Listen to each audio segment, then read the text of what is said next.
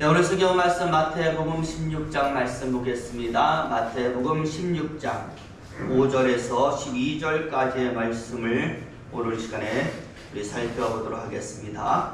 마태복음 16장 5절에서 12절까지의 말씀입니다. 네, 화면에 나와 있으니까 우리 같이 한 목소리로 쭉 읽어 가도록 하겠습니다. 읽습니다. 제자들이 건너편으로 갈새 떡 가져가기를 잊었더니 예수께서 이르시되 삼가 바리새인과 사두개인들의 누룩을 주의하라 하시니 제자들이 서로 논의하여 이르되 우리가 떡을 가져오지 아니하였도다 하거늘 예수께서 하시고 이르시되 믿음이 적은 자들아 어찌 떡이 없으므로 서로 논의하느냐 너희가 아직도 깨닫지 못하느냐 떡 5개로 5,000명을 먹이고 준 것이 몇 바구니며 떡 7개로 4,000명을 먹이고 준 것이 광줄이었는지를 기억하지 못하느냐 어찌 내 말한 것이 떡에 관함이 아닌 줄을 깨닫지 못하느냐 오직 바리새인과 사두개인들의 누룩을 주의하라 하시니 그제서야 제자들이 떡의 누룩이 아니요 바리새인과 사두개인들의 교훈을 삼가라고 말씀하신 줄을 깨달으리라. 아멘. 12절까지의 말씀을 읽었습니다. 오늘은 8월의 셋째 주일입니다. 이제 8월도 조금 있으면 다 지나가고 9월을 눈앞에 두고 있습니다. 우리 교회 설립 15주년 생일도 다가오고 있죠. 모든 것이 다 하나님의 은혜라고 생각합니다. 오늘 시간 우리가 서로 이 은혜를 나눈다라는 생각으로 서로를 축복하면서 오늘도 인사하는데요. 사랑합니다. 축복합니다. 행복하시기 바랍니다. 우리 인사하겠습니다. 사랑합니다. 축복합니다. 행복하시기 바랍니다. 우리 여러분들 무더위를 넉넉히 이기시길 바랍니다. 많은 곳에서 사람들이 쓰러지고 있습니다. 건강이 최고입니다. 우리 강건하시기를 예수 이름으로 축원을 드립니다. 제가 예전에 간증 하나를 듣고 상당히 감동하면서 교훈을 얻은 적이 있습니다. 회사를 운영하는 어떤 장로님이셨어요. 모나미라는 회사, 여러분 아마 잘 아실 것입니다. 볼펜을 만드는 회사가 바로 모나미라는 회사인데요. 이분이 갑자기 부도의 위기를 당하고 회사 역시 법정 관리 속에 들어갈 위기 속에서 이 도저히 회사를 살릴 방도가 나지를 않으니까 어떻게 했는가 하면 그래도 성도니까 기도원에 들어박혀 가지고 작정하면서 기도한 겁니다. 하나님께 매달린 거죠. 하나님 제발 좀 살려주세요. 그런데 이 기도를 시작할 때 어떤 생각이 들었는가? 하나님께 참 면목이 없더래요. 평소에는 사업이다 뭐다 이 핑계 저 핑계로 하나님께 소홀하다가 위기가 닥치고 어려우니까 그때서야 하나님을 찾는 자신의 모습이 너무나도 한심하고 죄송스러웠던 것입니다. 그래서 기도를 시작하기 전에 곰곰이 생각을 해요. 그동안 내가 하나님께 무엇을 소홀했던가 생각을 하면서 이제 3가지가 생각이 나니까 하나님께 소원하는 것이죠. 작정 기도에 이렇게 기도합니다. 첫째, 하나님 사업을 핑계로 주일 성수 제대로 하지 않은 것 하나님 용서해 주세요. 내가 반드시 주일을 제대로 지키려고 내가 노력하겠습니다 라고 첫 번째로 기도를 했고, 두 번째로 교회 올 때 헌금을 하거든요. 감사 헌금은 많이 했는데 11조는 하지를 않은 거예요. 사업을 하니까 11조 양이 굉장히 많거든요. 그러니까 이게 잘 하지 못하게 됐던 것을 회개하는 것이죠. 성경에서 말한 하나님의 것을 하나님 이제는 내가 도둑질하지 않겠습니다 라고 소원하면서 기도를 했고, 이제 마지막 3번째는 그동안 기도를 쉬었던 교회 외에 그 어떤 장소에서도 기도하지 못했던 모습을 회개하면서 기도를 생활해야 할 것을 이제 소원을 한 거예요. 그리고는 이제 말씀을 묵상하면서 작정 기도에 들어갔는데 눈에 어떤 말씀이 다 들어오는가 하면 베드로가 예수님의 말씀에 따라서 그물을 던졌더니 153마리의 물고기를 잡았다라고 하는 부분이 눈에 다 앞으로 오는 거예요. 이게 바로 요한복음 21장에 나오거든요. 바로 여기에서 153이라는 숫자의 영감을 받아가지고 볼펜을 만들면서 볼펜 하나가 153 150마리의 물고기에 해당하는 153. 나도 이 볼펜을 통하여 이런 많은 물고기를 잡은 베드로처럼 이 볼펜이 잘 팔리게 도와달라고 거기다가 153이라는 숫자를 새겨놓은 거예요. 바로 그 유명한 모나미의 153 볼펜이 탄생을 한 겁니다. 여러분 다 아실 거예요. 모나미에서 나온 하얀 몸통의 볼펜 있잖아요. 자세히 보면 거기에 153이라고 써 있거든요. 바로 이것이 전 세계에서 50억 자루가 넘게 그렇게 팔릴 정도로 히트를 쳤던 거예요. 그러면서 이 장로님이 이런 말을 하는 것이죠. 앞으로는 세상뿐만 아니라 하나님 앞에서도 내가 해야 하는 모든 일을 나는 내일로 미루지 않겠습니다. 게을르지 않겠습니다라고 그렇게 간증을 한 것입니다. 여러분 그렇습니다. 저도 생각합니다. 신앙인의 본분이 무엇이고 신앙인이 반드시 지켜야 할 철칙이 무엇일까? 간단합니다. 우리가 하나님 앞에서 해야 되는 부분의 일을 우리가 반드시 하는 것입니다. 기도하라 했으니까 기도하는 것이고 예배 드리라 했으니까 예배를 드리는 것이고 하나님이 하라 하신 것만 제대로 해도 우리는 온전한 신앙인이 될 수 있는 것이고 그렇게 하면 우리 삶에 하나님이 주시는 열매가 반드시 있게 될 것입니다. 오늘 우리가 마태복음 16장의 말씀을 읽었는데요. 오늘 말씀도 이와 비슷한 말씀이라고 저는 생각을 해요.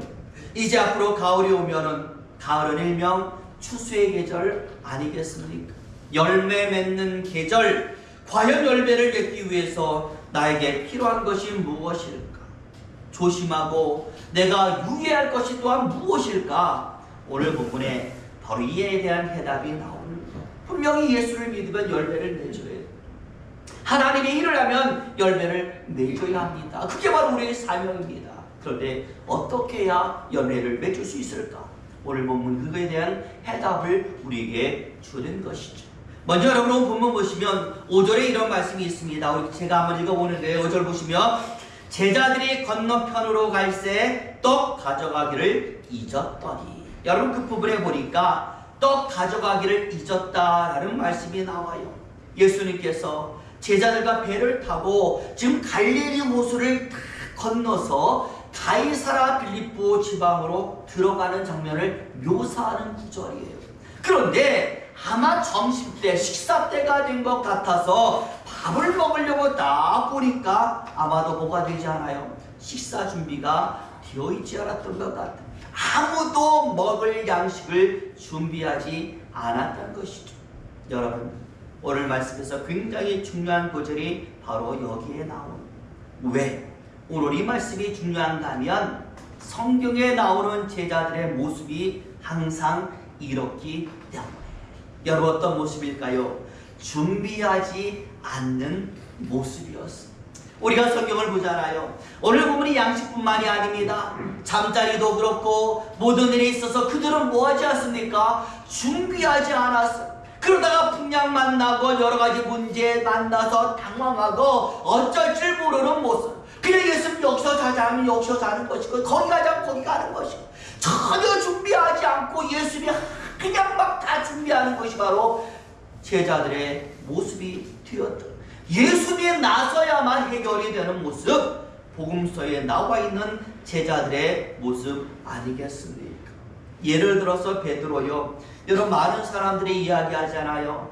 베드로의 특징이 무엇입니까? 라고 할 때 성질이 급합니다. 다혈질입니다. 라는 특징도 있지만 맨날 뭐예요? 깜빡하는 것이 베드로의 특징이었어요. 자기 장모 아픈 것도 깜빡 잊어버리고 예수님을 초대해버리고 기도하라고 하면 아차해버리고 그리고는 앞뒤 생각하지 않고 감정대로만 처리하니까 좋은 말도 예수님께 들었지만 예수님에게서 마음에는 원로되 육신이 약하도다. 사단아 뒤로 물러가라 라는 소리도 들었던 사람이 바로 베드로였습니다. 그런데 여러분 이런 베드로가 하나님의 성령의 기름 부음을 받은 다음에는 완전히 달라지는데 어떤 부분이 달라집니까? 준비하는 부분이 달라지는. 사도행전 같은 데를 보면은요, 사람이 아주 용이, 그때는 왜 그렇게 막 그랬는데 사도행전에 나오는 베드로의 모습은요, 바쁜 가운데서도 시키지도 않았는데 미리 가서 기도합니다. 회당을 찾아다니면서 예배드립니다. 더 많은 능력을 발휘하기 위해서 충전하고 준비하고 있습니다. 그래서 시험이 왔을 때에 예전에는 어쩔 줄 몰라서 당황하고 도망도 쳤는데 사도행전에서는 아예 대비하고 있어요. 당황하지 않습니다. 아주 여유있게 내게 있는 것으로 내게 주니 나사렛 예수의 이름으로 일어나 걸어라. 앉은뱅이를 고치고 한 번에 다가오는 모든 문제를 해결해 버리는 겁니다. 여러분 얼마나 멋있습니까? 준비된 자, 성령으로 인하여 준비된 자, 하나님 앞에서 이렇게 멋진 사람이 되는 것입니다. 그래서 저는요, 성화라고 하는 것이 다른 것이 아니라고 생각을 해요. 성화라는 것은 거룩하게 되는 것인데, 여러분 거룩이 무엇입니까? 많은 부분의 거룩이 있잖아요. 진정한 거룩은 하나님 앞에서 우리 주님께서 가장 관심 갖는 부분에 우리도 관심을 가지고 거기에 집중을 하고, 그래서 주님께서 쓰실 때를 예비해 가면서 철저히 준비해 가는, 기도로 준비합니다. 말씀으로 준비합니다. 예배로 준비합니다. 신앙으로 철저히 무장을 해서 사단이 들어올 틈을 만들지 않는 것. 항상 준비된 상태, 예전과는 다른 상태를 만드는 것, 이게 바로 저는 성화라고 생각을 해요. 예수님과 함께 다닐 때의 베드로는 이게 되지 않았는데 이제 부활하신 주님 만나서 완전히 달라지고 성령으로 달라진 베드로는 이게 됐다라는 거예요. 그렇기 때문에 열 처녀의 비유, 포도원 비유도 다 저는 마찬가지라고 생각합니다. 무엇 준비합니까? 기름 준비합니다. 무엇 준비합니까? 추수를 준비합니다. 무엇을 준비합니까? 셈을 계산할 때를 준비합니다. 그래서 준비한 자가 산다라는 말씀을 예수 우리에게 들려주신 겁니다. 그러니 우리도 마찬가지 아니겠습니까? 너무 삶이 바빠요 라는 이유, 지금 제가 건강이 좋지 않아요 라는 이유, 내 자녀가 지금 키워야 합니다 라는 이유, 여러 가지 이유로 우리는 준비하지 못했지만 우리에게도 베드로에 계신 성령님이 계시는 줄로 믿습니다. 더 이상 핑계댈 수는 없는 것이고, 부디 저와 여러분 바쁜 가운데서도 틈틈이 준비하셔서 신앙으로 준비하셔서 하나님의 열매를 반드시 맺게 되시기를 예수 이름으로 축원을 드립니다. 준비한 대로 열매를 맺는, 기도하는 대로 응답이 내리는 것, 예배하는 대로 하나님을 만나게 되는 줄로 믿습니다. 바로 이게 우리의 준비라는 것을 여러분들이 아셔서 항상 내게 하나님이 부탁하신 것 소홀히하지 않고 하나씩 하나씩 점검해 나가는 저와 여러분 되시기를 예수 이름으로 축원을 드립니다.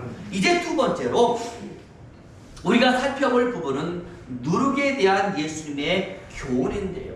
여러분 이렇게 제자들이 떡을 가져오는 것을 잊어가지고 예수님께 책망을 받으니까 서로서로 어떤 얘기합니까? 떡에 대한 이야기를 하고 있어요. 아, 예수님이 떡이 없어서 저렇게 화가 나셨구나. 우리 어디 가서 떡을 만들어야 될까? 어디서 준비해야 될까?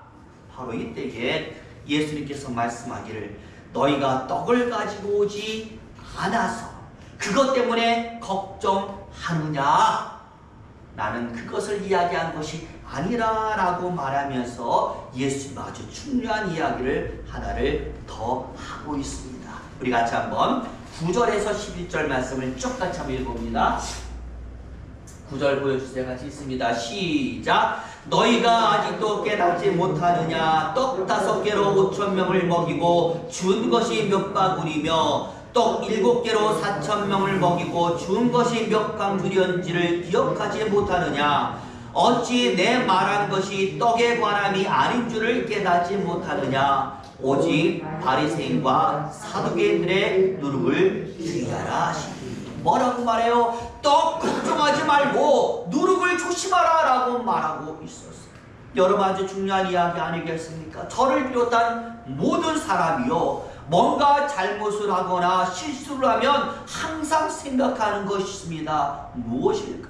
오늘 제자들처럼 또 혼나겠구나, 또 잔소리 듣겠구나. 오늘 본문의 제자들처럼 혼나고 야단맞고 한 소리 듣는 것에 대한 스트레스가 우리에게는 분명히 있다라는, 그러다 보니까 너무 이것에 대한 스트레스를 우리가 많이 가지게 되잖아요. 그래서 혼나고 잔소리 듣는 것에 대하여 너무 신경을 쓰게 되면은 오늘 예수님 말씀합니다. 그로 인한 뭐가 생긴다? 누룩이 생길지어다. 여러분 그렇지 않습니까? 저만 그런지 모르겠는데요, 자꾸 혼나잖아요. 제가 학창시절 때 선생님에게 자꾸 혼나고 한 소리 들으면, 그래서 실수하고 잘못해서 또 혼날 상황이 다가오면 어떻게 되느냐? 숨겼다. 때로는 거짓말도 하고 안 그런 척도 하고 그 상황 속에 도망쳐버리고, 혼나기 싫으니까 그 상황에서 막 도망치는 거예요. 거짓말을 하든지 어떡하지. 뭘 만들어냈어요? 또 다른 누룩, 죄를 만들어내게 되었다라는 겁니다.